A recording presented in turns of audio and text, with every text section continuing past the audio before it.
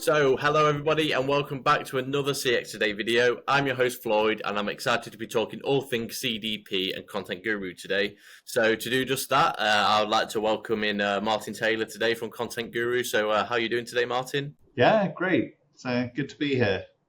Yeah, brilliant. Great to have you on the platform, and looking forward to getting into the nitty gritty of it. So, a bit of a warm up question more than anything, but if you could just give us a bit of an introduction to yourself and to Content Guru. Yeah, sure. I'm Martin Taylor. I'm the co-founder and deputy CEO of Content Guru and of Redwood Technologies Group, which is the kind of owner of Content Guru. So I've been doing this worryingly now for just over 30 years, which is a sobering thought. So Content Guru is all about being the CX as a service provider. So obviously we've been contact center as a service for a number of years now. We've got a Magic Quadrant provider of contact center as a service, top rated by customers on Gartner and G2, Gartner Voice of the Customer, etc. We are, I think, the only cloud that's running national emergency services from our cloud. So we trade on that high resilience and the high trust aspect. So complex services, just the sort of thing that need a customer data platform, that's absolutely our sweet spot. Yeah, definitely, and I think it's a great place to start is if you can cover off what a customer data platform is for any of those that might not be too familiar with it, and why it's more suited to modern CX challenges than maybe some of the traditional CRMs that everyone knows and loves. Yeah, of course. So customer data platform is a relatively recent term. I suppose 20 years ago, we've just been talking about a database, haven't we? And then it was CRM for a long time, customer relationship management. CRMs always had a goal to kind of be the one ring to rule them all. So bring all the data into the CRM and we'll take it from there and everything will be dandy. CDP takes a slightly more pragmatic approach, recognizes that in the customer environment, there are multiple systems of record, often multiple CRMs. So it's about creating this single, unified, persistent customer database. So it's sitting atop various sources of information, which could be systems of record, they could be CRM systems, can be other systems that are perhaps feeding in information, could be Internet of Things, for example, that in real time are feeding this lake. And often it's about keeping the data where it is. So again, the difference from the CRM approach, so nothing against CRMs, so we integrate with them all, but the different approach of the CDP is that the data can stay where it is because those people who work on those systems of record, that's their day job. So taking contacts and dealing with the public isn't necessarily their day job. So a lot of these information systems exist in the back office. And one of our big customers, a large multinational insurer, they did a survey recently. They found that their average contact center agent was dealing with 13.8 systems of record. So that's a lot of systems of record. And so a lot of the time that's spent in your training to work in one of these environments is where to find stuff, which tabs to click on to go and get information, or where to save information and how to save that information.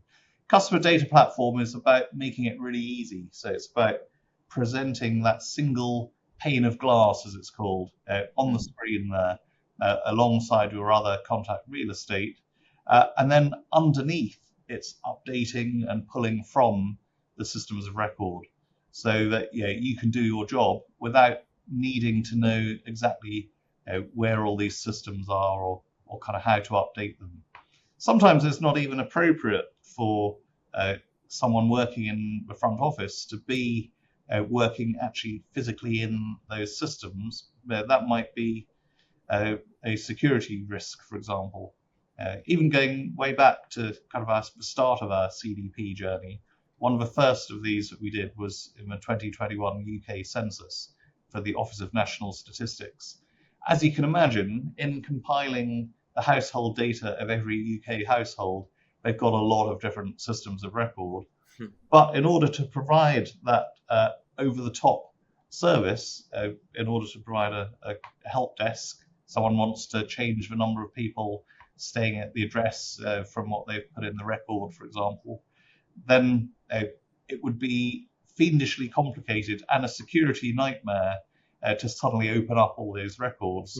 So the CDP, our own CCaaS platform on Storm, was used to orchestrate those different systems of record, provide that single pane of glass, and then update the data in the back end, kind of seamlessly out of sight. And then that meant, as a worker in that help desk contact center environment, you could get straight on with helping the citizen rather than trying to turf through lots and lots of different, sometimes quite archaic systems of record. So I hope that gives a bit of an overview of kind of what the CDP is and why it's different to a CRM.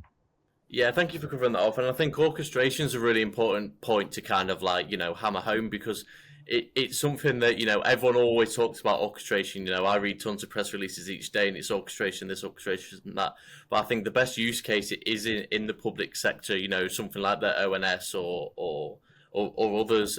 So I think it's really important to kind of like have that use case and obviously have those case studies when we're talking about how CDP can, go that one step further than CRMs, can't it? Yeah, very much so. So wherever you look, particularly in the public sector, systems of record kind of almost never die. They're just in there.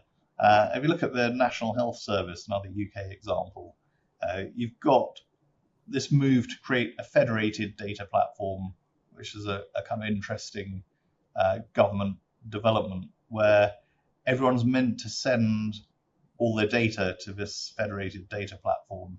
But actually, in practice, a lot of actual users in the health service don't trust that. They don't think that putting their data in this big platform is what they want to do. For one thing, it's a tremendous attack surface that's created there with all the data that any malware kind of person could ever wish for. They would rather, and they kind of have a proprietorial approach, I think, to the data. They see it as their data. It's really the patient's data. But they want to keep it under their control. So they would far rather that a CDP, in many cases anyway, they would far rather the CDP is able to access that data at the point of need, but it stays where it is in their own information systems that people in the back office in their various forms are working off night and day. So the CDP information is always going to be up to date. It's not a kind of nightly upload or something. And it prevents the need to physically shift that data. So I think wherever there are these multiple legacy systems of record, such as in government, the CDP is an ideal approach to working with that data and really bringing it to life. Yeah, brilliant. Thank you for covering that off. And maybe a bit more of a trickier question this time. I wouldn't be a journalist if I didn't have that cynical hat on. But it'd be great if you could kind of cover off some of the challenges that enterprises face when integrating CDPs with their legacy CX stacks, and maybe how Content Guru can aid people on that journey. Yeah, I mean, legacy systems covers a multitude of sins. So some of them are modern, they have APIs, they're not too hard to work with. Others are just ancient, they're not designed for what was then called electronic data interchange. So there is no API.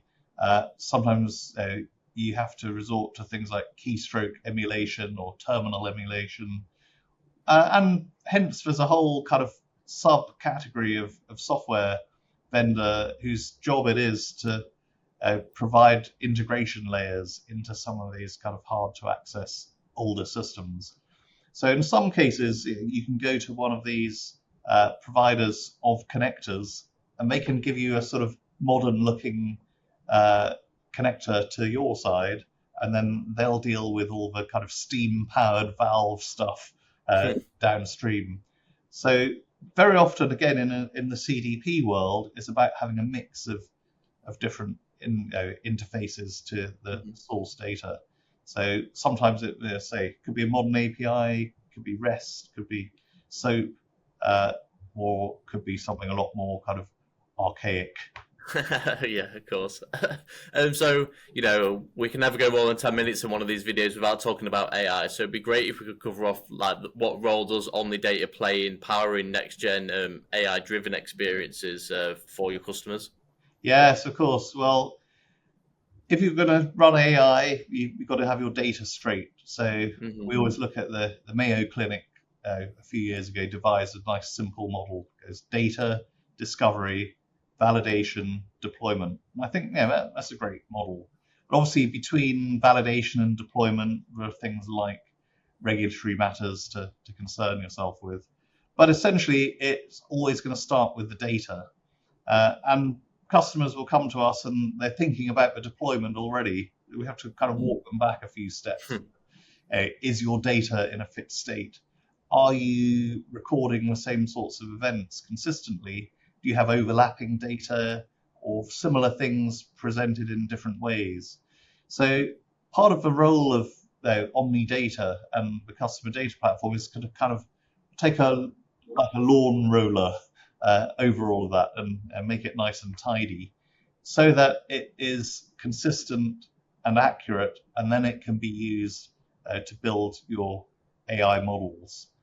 So it's got a central role. And I think as well as omni-data, it's given further boosts to omnichannel.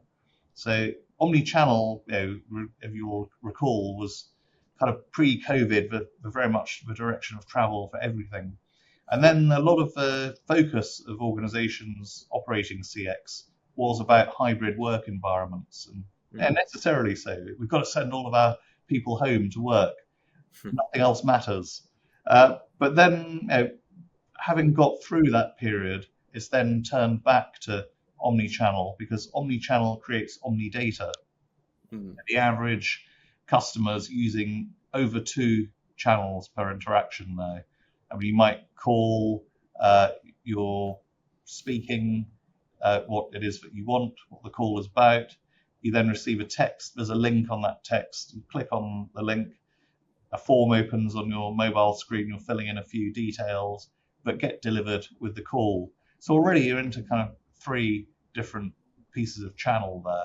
And it's about meeting the customer where they are. And very often the same person will want to use different forms of communication to interact with an organization in different situations and at different times and for different purposes. But it's still the same person. So a person, not an event. So the CDP is about gathering together all of those different touch points and then melding that into an accurate view of what that person's activities have been. And perhaps you can then start to think about getting ahead and anticipating their needs. So, again, without getting that data straight, you just can't make a start on that process.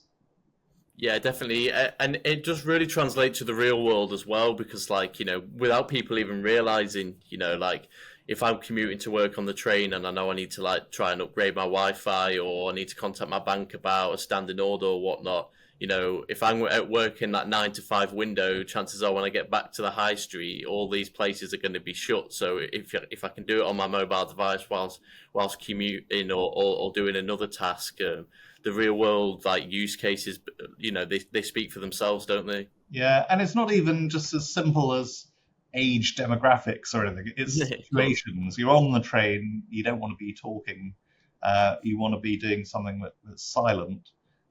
Maybe there's limited data, certainly there is on any trains I seem to go on. So you might actually be busted down to even something like text messaging. Or suddenly it opens up and it gets quiet, and now you can snatch a voice conversation, and you might want to do that from within an app environment, for example. But also in that omni-data, not all of it's even being generated by human interactions anymore. So the omni-data now is also about devices that represent humans. So if we think of IoT devices, years now we've had millions of smart meters connected into our platforms for our distribution network operator energy customers. So whereas before the lights go out, I better call, find out what's going on. Now I might be at work and I get a text message telling me that the power's out at home because my smart meter at its last gasp has sent that information to the platform. It then associates it with the address, and here's my information for contact. It's forestalled the need for that contact, and it's provided that kind of proactive notification. If you then think about more complex use cases, such as maybe passive monitoring devices in homes or wellness devices, you could be actually looking at a situation where maybe you've got a CO2 device, seeing if there's anyone in the room breathing, there's heat, there's light, there's movement. We could actually be gaining a good picture of what's happening perhaps in an elderly person's home, and that's feeding into the customer data platform, which can then become a system of action. It sees that this reading is not consistent with what we'd expect from this particular individual and triggers an action. And obviously you've got your data platform connected with your contact platform. It can trigger either an automated communication, or maybe someone in an alarm receiving center, or even a social worker that's in the vicinity to kind of divert and go and look into things. So I think some of these uses of these upcoming kind of digital customers representing real people and customers out there could be transformative in the whole way people live. So that's a massive expansion of the CX remit, really, from like the ox's hide. But if we think about CX, this is where we've developed the techniques, the processes, and the technologies that are super efficient, AI-enabled, already kind of working across all these digital channels at scale. And now we can apply these techniques and processes to other walks of life. It's the reason why, if you look at someone like Professor Eric Brynjolfsson, author of The Second Machine Age of MIT and now Stanford, nearly all of his field research has actually been in contact centers, because that's the place where you've got the data, the processes, the optimized processes already operational, and you've got the data to then build these models and actually put it to work. Whereas in other fields of human endeavor, it's more a debate about what could AI do. We can actually show what it's doing and now start to roll out the pitch to expansion of that field. Yeah, definitely. And it's not all about the customer as well. Like omni-data can help empower agents in the contact center too. It's often a conversation that gets put to the side. Everyone's always talking about what it means for customers, but agents have a hard time of it. But omni-data can really empower agents, can't it? Totally. I mean, if you look at workplace surveys through the ages, the number one source of job dissatisfaction is always workload. If you thought you were busy answering the phone and doing some emails, and then suddenly we're saying, look, you're all right doing WhatsApp as well, and the X channel, you can manage that as well. And now we're going to be feeding you these digital customers. If you don't manage that workload, it's just going to go through the roof. Everyone will be quitting. So it's about smoothing out the workload. We think of the agent or contact center worker as the internal customer. And we've seen consistently where we've got customer data platforms and AI being used now, that far from we're automating your job, these real world examples are resulting in sharply increased job satisfaction. So if you look at somewhere like the DVLA, we've been engaged there for the last 2 or 3 years now on quite a big transformation program, which has included introduction of our customer data platform and AI, that it now outperforms the Directorate, which is the Department for Transport, and the entire civil service as a place to work. Whereas I'm old enough to remember the sitcom Yes, Prime Minister, and there was a joke from one of the civil servants, Bernard Woolley, I think the private secretary, that this is going to go so badly wrong that I'm going to be sent to the DVLA in Swansea.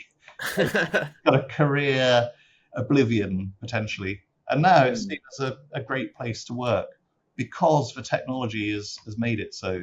Obviously, the things you're doing are the same: it's driving licenses, it's number plates, medical checks, and so on.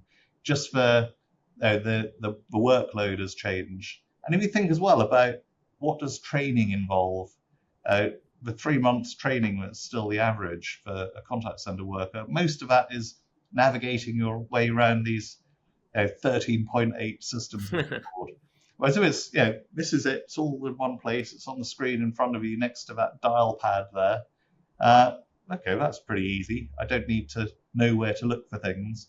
And actually, furthermore, during the conversation with customer data platforms, it's looking into these systems of record below. It's surfacing up even what I need to be talking about. How good is that? And then it's also making notes of everything that's going on, and it's producing a summary for me. So I'm not even having to do all of that bothersome typing up.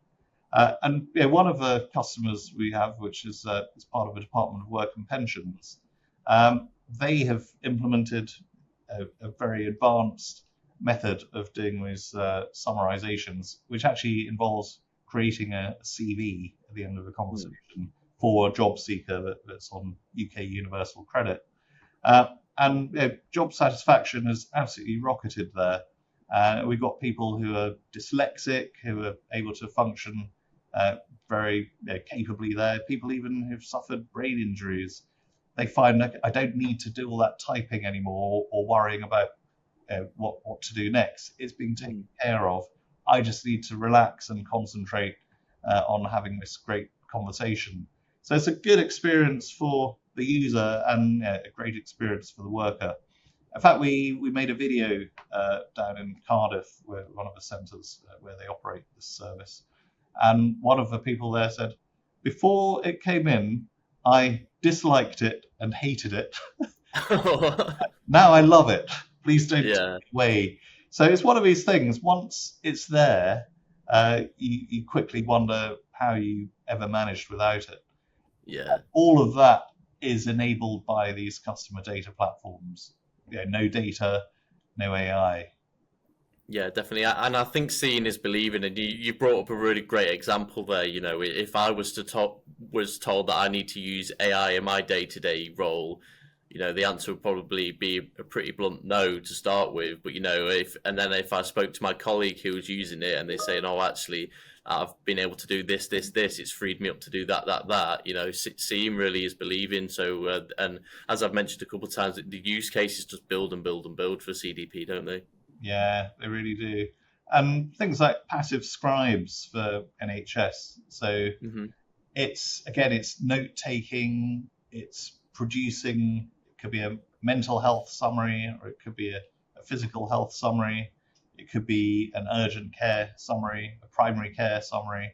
So in the US, a stat I've heard recently at a conference over there, the average clinician spends 40% of their time typing up what they've been talking about and 60% of their time in the electronic health record. So that's not what they went to medical school for. It's about talking to people, treating people. So if customer data platforms and AI can be looking after all of the write-up part of it and preparing the information to go into that health record system, and the clinicians still got final control over it, and they can edit it just like they do now in the health record system, and then save it, because after all it's going against their name. Then universally people wanting to do that. And these are expensive resources as well. We talk often about contact centers and the cost of contact center staff. Set that against a 3-figure per hour pound worker. So if you can make them 20-30% more efficient, that's a pretty exciting gain. Yeah, definitely. So just a final question to wrap up our conversation today is say there's contact center out there that's using traditional CRM, but that they're convinced about customer data platforms, being the next big thing. What are the steps that they should take, to make that transition? Because I think a lot of the time, contact center leaders, you get caught up in your day to day, and before you know it, you're 6 months down the line. Yes, exactly.